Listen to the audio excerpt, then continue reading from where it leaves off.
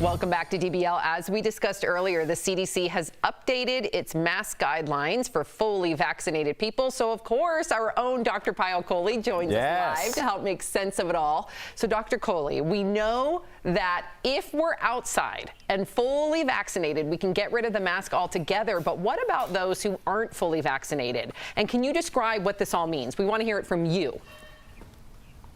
So if you guys haven't figured it out by now, I am extremely conservative. And any advice that I give is always going to err on the side of being extremely cautious and keeping everybody as safe as possible, because I really want to keep DBL Nation safe. So let's talk about this. So fully vaccinated means that you're at least 2 weeks out from your final dose of the vaccination. We also know that the risk of transmission outdoors is very low. It's far, far, far lower than the risk of transmission indoors. But having said that, we also know that you can catch the virus even outdoors, and that even fully vaccinated people can catch the virus. So I really like to tell everybody, whether you're vaccinated or not, to try to follow that 2 out of 3 rule. So if you're outdoors and you're able to social distance, you can lose that mask. But if you come up to a crosswalk, for example, where there's lots of people huddled around, it takes one person to be sick and coughing and a few seconds for you to get exposed. So put that mask on if you're approaching other people or you're unable to social distance, even outdoors. Doc, you're always great, giving us great advice. I'm going to give you a little. That word conservative that you used, take it easy with that word. It's a little taboo. It's a little taboo. Fair enough. Don't check your mentions for about an hour.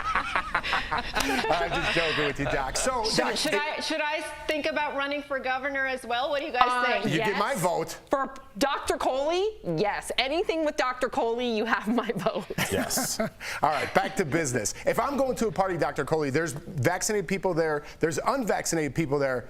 What's Big Jeff to do?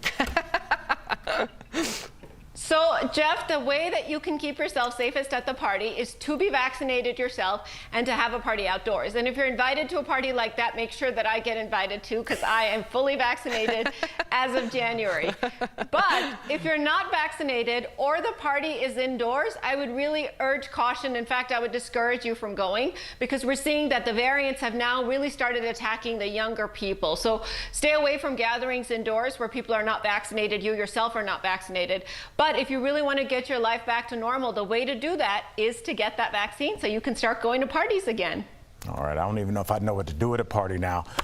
Please. Dr. Kohli, they're saying that 8% of Americans, which is about 5 million people, have not gone for their second shot. If you had a chance to say anything to those people, what would you say? You know, I would say that I understand that life comes up, barriers come up, people are fearful of the side effects, but really make it a priority, because the narrative that the first one is good enough, we're 80% protected after the first one, is really a false narrative, because what we don't know is how long that protection is going to last. It could go away in a few weeks.